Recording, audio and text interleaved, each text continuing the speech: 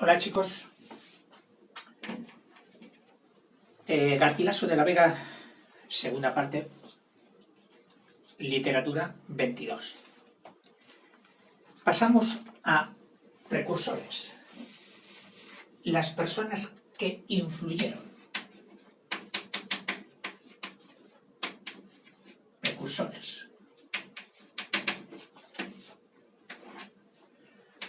Claro, directamente, pragmáticamente, su amigo Boscán.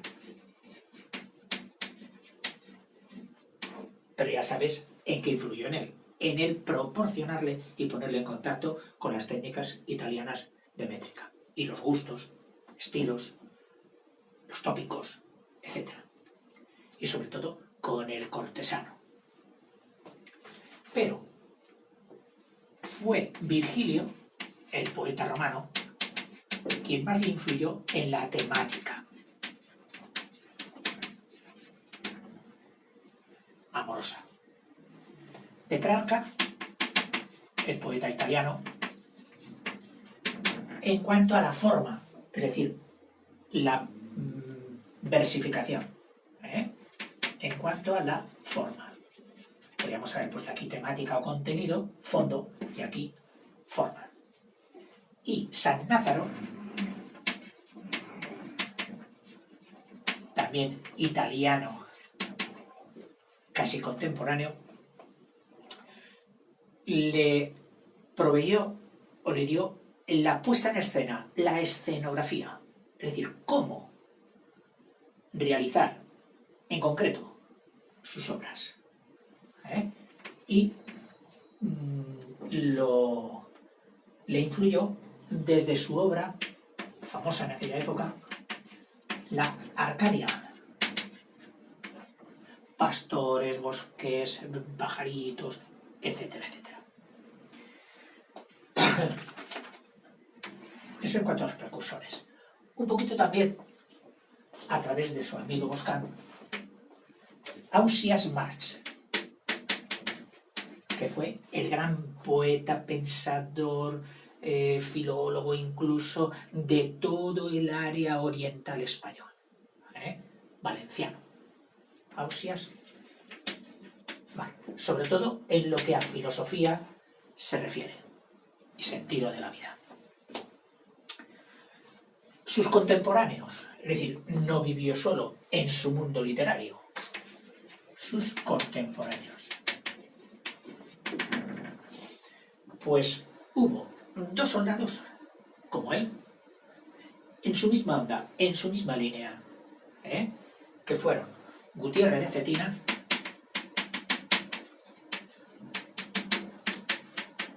de Cetina y Fernando de Acuña.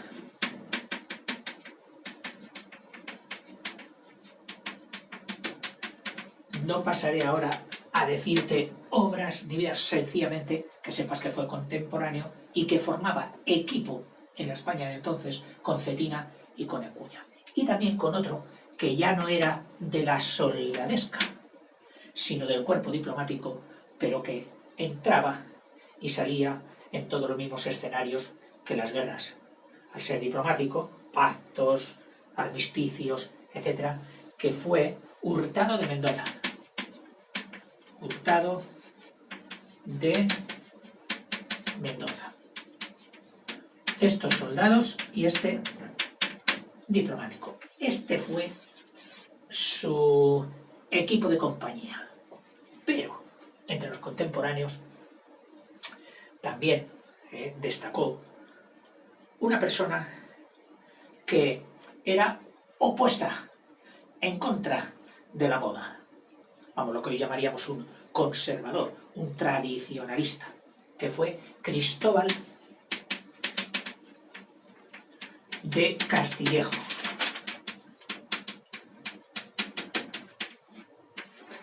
Este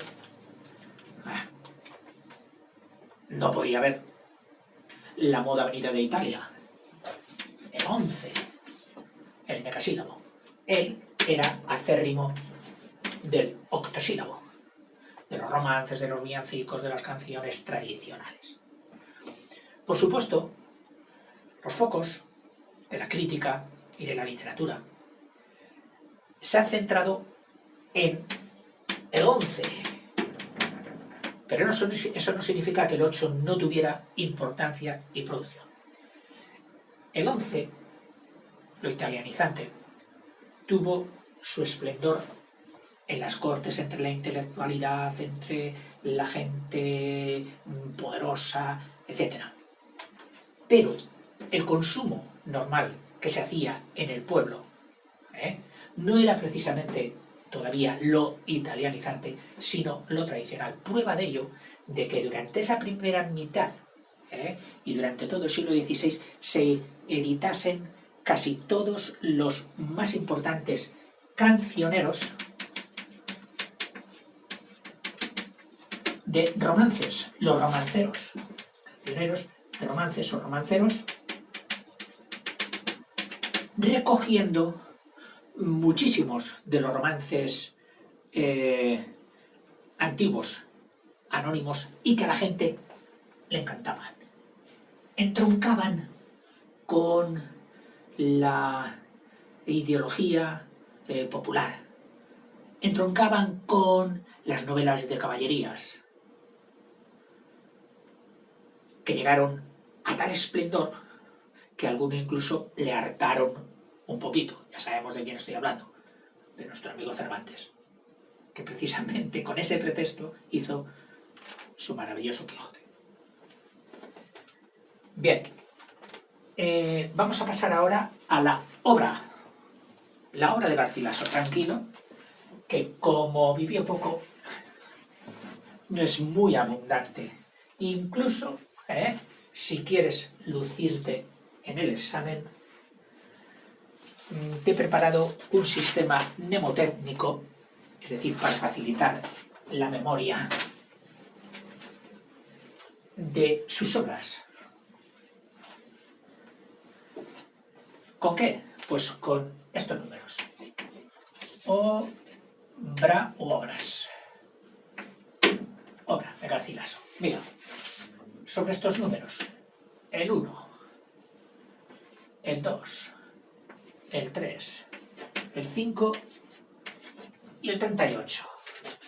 1, 2, 3, bueno, quizás el 2 ya lo iremos subiendo, depende de lo que dé sí cada uno. Y ahora, en el 1, pondremos ¿qué fue ese 1? Pues fue una epístola. Esa producción literaria que podía tratar de todo, pero que se hacía en forma dirigida, hablada a un amigo. Te cuento, te digo, te hago, te mando, como si fuera una carta. Epístola, una epístola es una carta, a veces enorme. Esta epístola, que ha llegado a nosotros, estaba dirigida a su amigo Oscar, a quien mejor, y trata sobre la amistad,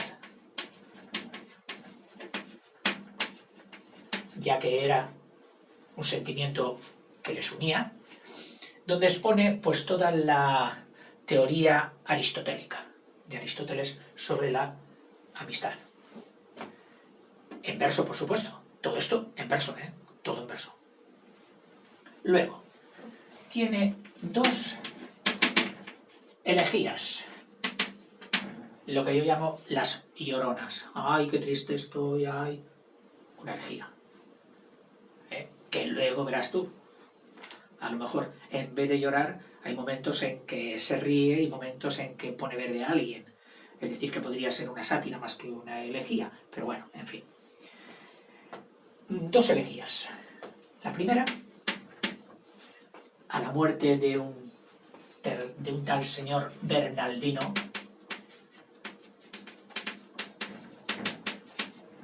Me gustan los nombres raros. Son nombres propios. Bernardino. ¿Y quién era este Bernardino? Pues un pariente de su gran protector, del duque de Alba, que es al que va dirigida la elegía. Señor duque, etcétera, lo siento mucho, es decir, algo así como darle el pésame. Es una especie de como las coplas de Jorge Manrique que explicamos, pero así como en las coplas de Jorge Manrique se dan los supuestos medievales de la importancia de la otra vida, etc., aquí no. Este hace una elegía, pero en versión pagana, es decir, sin, que no significa mala, sin meter la idea de Dios, trascendental, y vitalista. Seguir viviendo. Hay que vivir. Dicho un poco cutre, sería el refrán de aquel de el muerto al hoyo y el vivo al bollo. Ya sé que algunos dirán, profe, está usted rebajando un poquito con ese refrán la importancia de todo un Garcilaso. Bueno, pues que me perdonen. 3. ¿Y quiénes fueron estas 3? El centro, lo más importante de la producción de Garcilaso, que fueron las églogas. Esas composiciones donde la escenografía, los personajes son los pastores. Todo lo que quieras decir, elige pastor o pastora para decirlo. Las églogas. La primera égloga...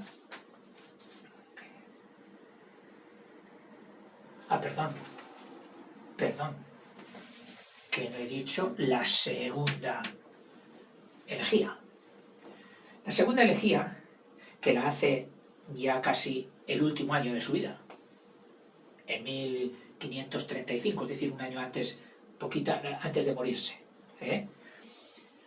Más que una elegía, que él la calificó así, podríamos decir que es un ensayo, es decir, un tipo de razonamiento intenso, serio, objetivo,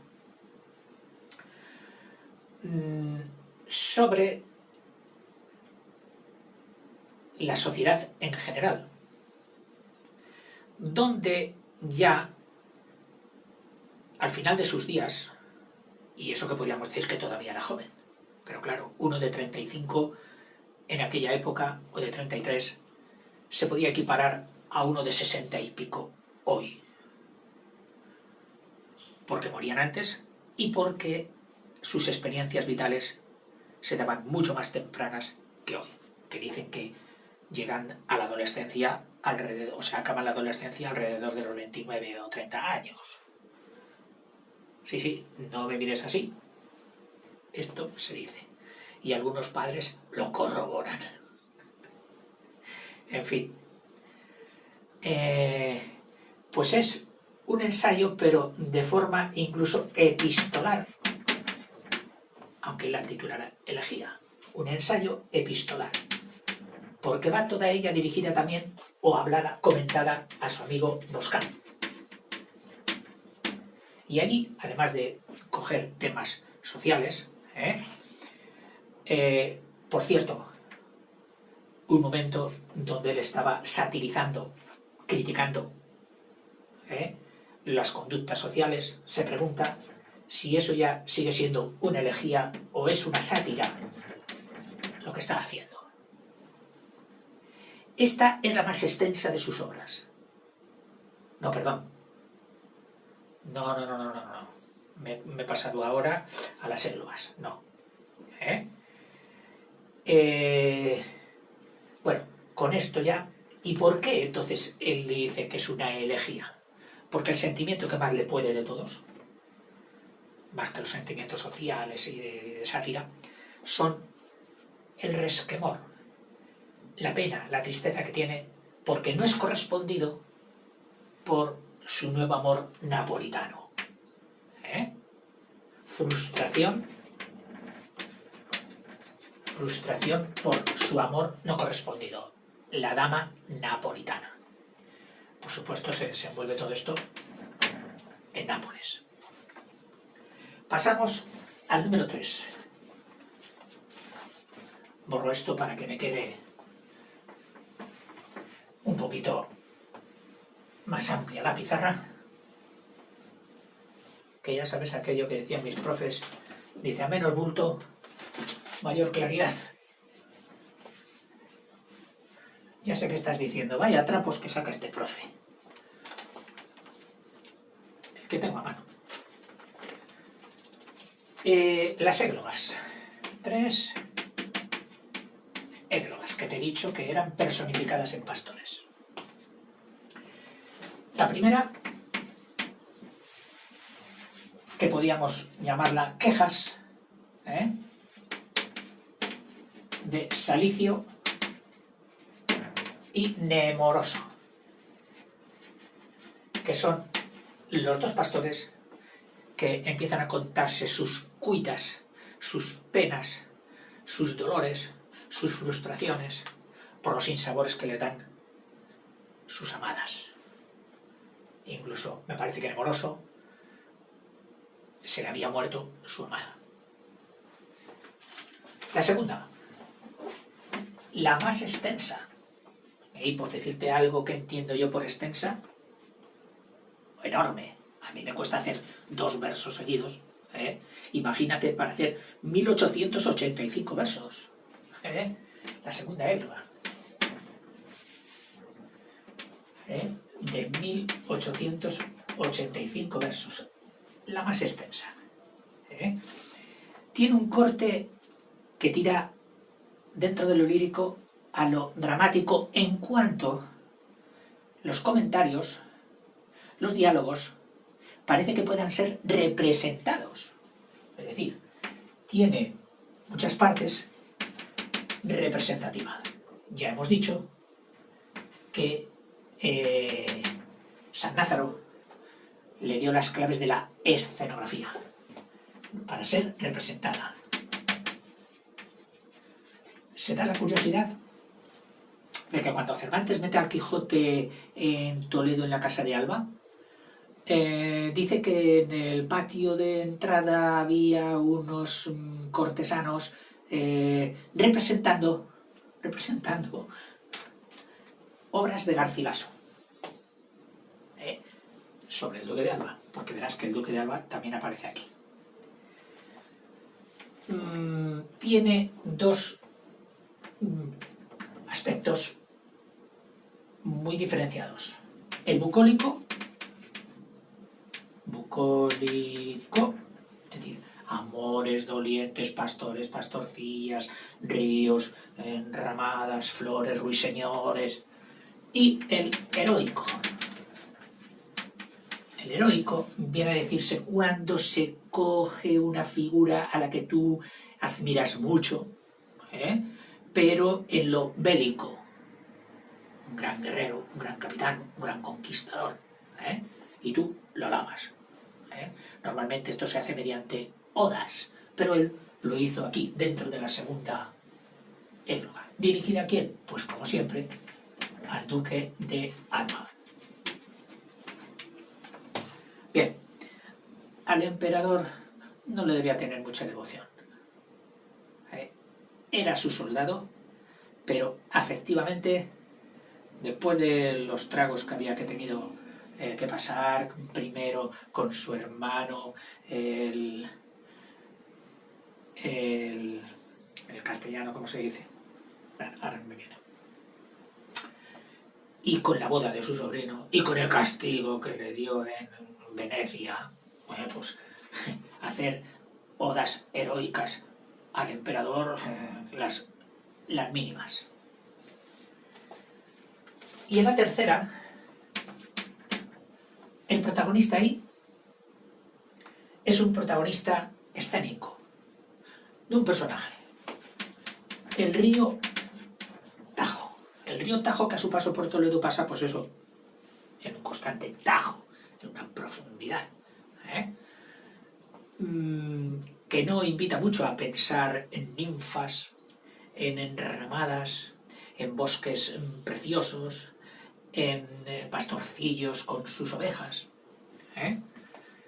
Pero seguramente conocería también el Tajo, más tirando al nacimiento, a su paso por Aranjuez y adentrándose en serranías de Guadalajara.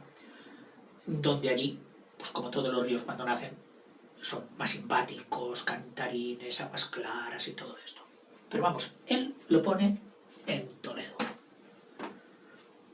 Cambia el cuadro y dice, no, yo voy a hacer el río que me gusta, no el río que es, el río que me gustaría.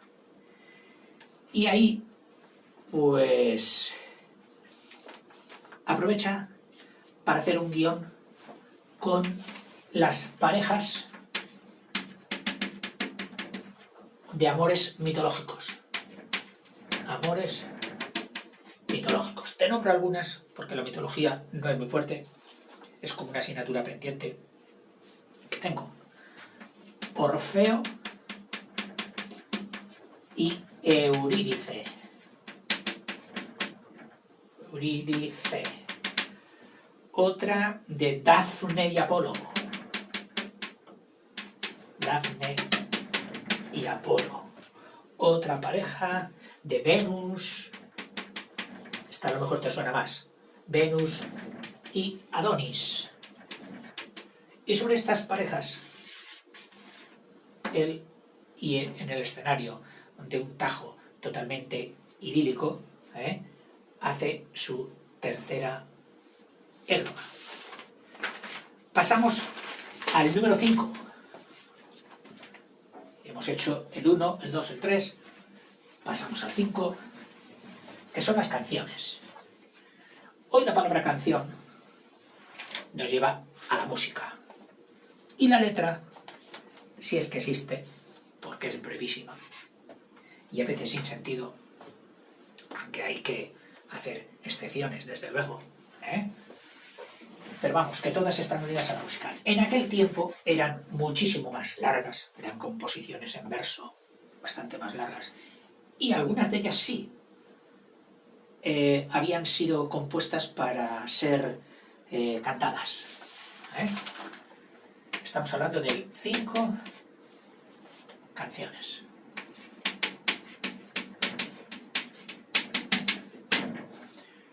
Las más famosillas son la 3, porque es la que hace cuando está desterrado en el Danubio, en la isla del Danubio, y coge pues el aspecto y el sentimiento y la connotación de estar en un enorme río, con lo que significa el río, de la vida que va, el río que une, el río que transcurre, en fin, unido a todos los tópicos renacentistas de la época. Ahí sobresalen pues 2 sentimientos, el que viene de su destierro y el de la naturaleza unida al gran río Danubio. Y la otra es la 5, que también es conocida como Oda a la flor del Nilo. Oda, encomiando, alabando, la flor del Nilo. En esta canción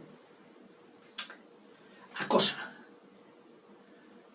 convence o trata de convencer a una dama napolitana para que acepte a un poeta.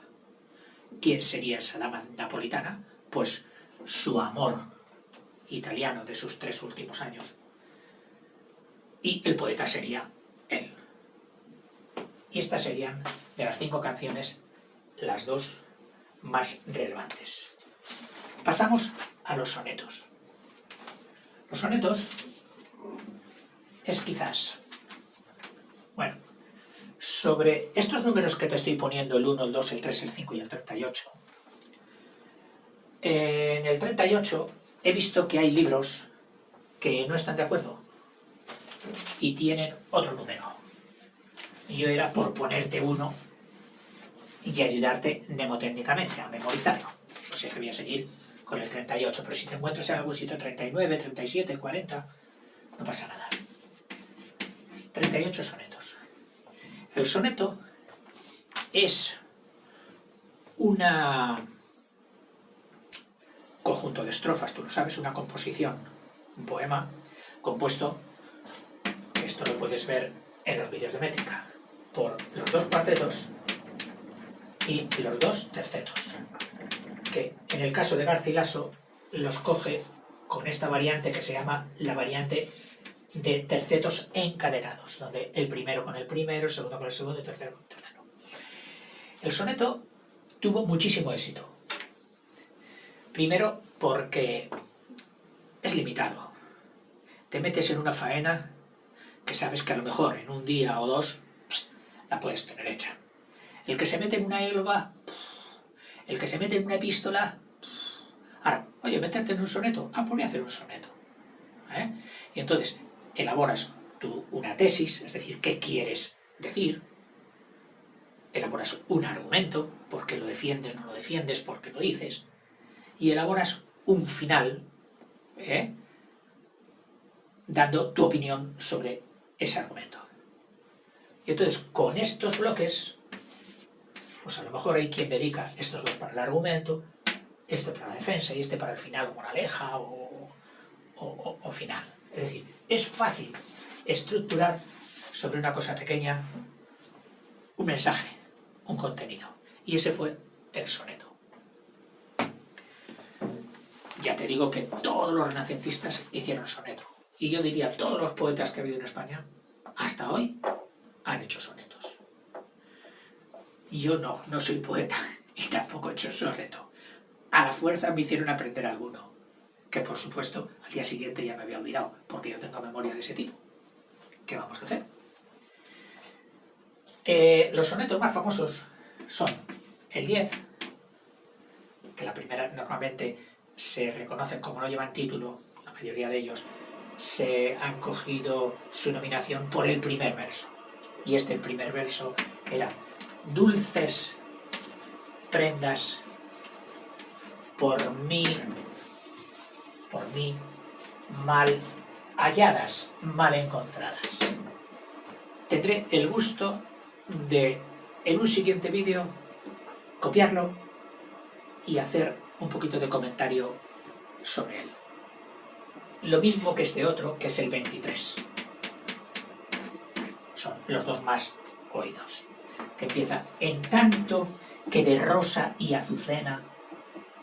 Bien. Con esto daríamos fin al capítulo de la obra y pasaríamos al estilo. El estilo de Garcilaso es lo que más ha sorprendido a los críticos sobre esta artificiosidad de pastorcitos, de ríos, de escenarios y todo esto. Cabría esperar unas composiciones donde la forma, lo externo, predominase sobre el contenido, sobre la emoción, sobre el sentimiento. Pues no. Garcilaso logra una carga de sentimiento impresionante sin mermar la brillantez de la forma. Incluso cabría haber esperado que este señor estuviese por los vocablos cultistas, raros, los neologismos. No. Lo hace con los vocablos llanos, con las palabras que entiende todo el mundo, logrando naturalidad, logrando llaneza, pero al mismo tiempo musicalidad y brillantez de forma. Vamos a ver. En cuanto a sus sentimientos, hay quien destaca 3. Estamos con el estilo. 3 sentimientos. La dulzura. Es un poeta dulce, no árido, no esquivo. La tristeza.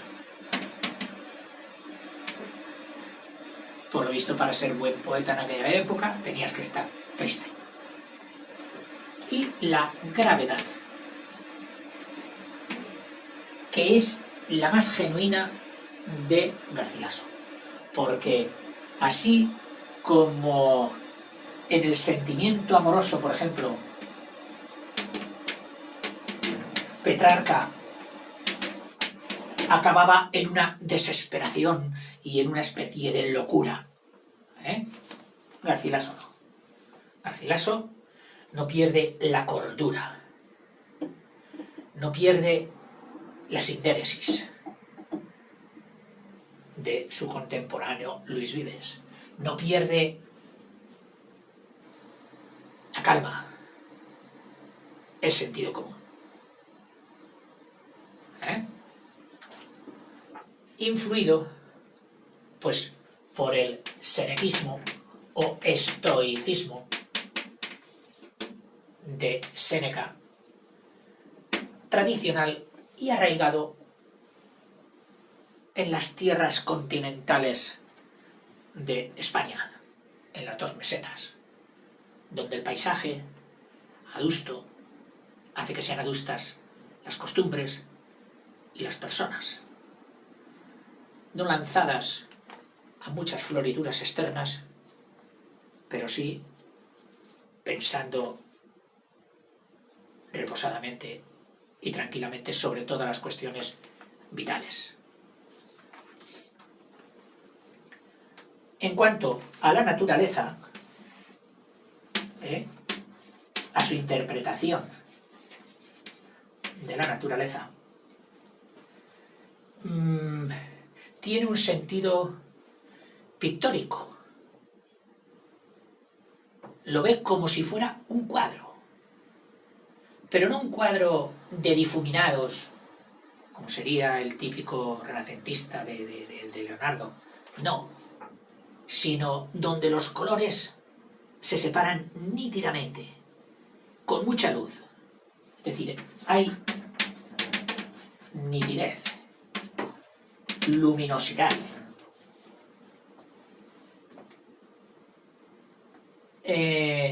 Y sobre todo, atiende a todos los sentidos por igual. Es decir, quiere dar satisfacción, alimentar todos los sentidos, desde el olfato, el gusto, vista, oído, tacto, etc. Todos. Podemos encontrar versos donde nos atiende al olfato, otros a la vista, al gusto, al oído, etc. De forma que, por hacer una síntesis de las principales características de Garcilaso, podríamos decir su naturalidad, que ya era difícil en el mundo artificioso en que se mueven sus personajes. Llaneza, entendido por los más llanos de entendimiento. Armonía, todo perfectamente trabado, sin aspectos que tomen tal volumen que anulen a otros aspectos. No, armónico. Musical, musicalidad o eufonía, que es como se entiende también este concepto. Por decirte algo que te pueda centrar un poquito, en la película My Fair Lady, recuerdo que cuando el profesor está instruyendo a su protegida, aquella lady, la está convirtiendo en una lady que no lo era, al hablar de la pronunciación le hace practicar con una frase sumamente eufónica, que era aquella de «La lluvia en Sevilla es una pura maravilla». Parece que suena muy bien. Bueno, pues eso sería la musicalidad o eufonía de los versos. Y por último, no obtiene un producto casero de andar por casa, solo vendible en tiendas baratas. No. Obtiene un producto de suma calidad, con muchísima clase y elegancia, que puede ser vendido, mostrado, aplaudido y admirado en los escenarios y ambientes de máximo refinamiento. En fin, hasta aquí he procurado darte pautas, para que el día del examen te luzcas y digas: Garcilaso, qué bien me ha tocado, o buscar. Pero queda ahora las prácticas de laboratorio. Oiga, usted sí, nos ha hablado de todas estas obras, de cómo las ha hecho, de qué tal, pero no nos ha dicho ninguna.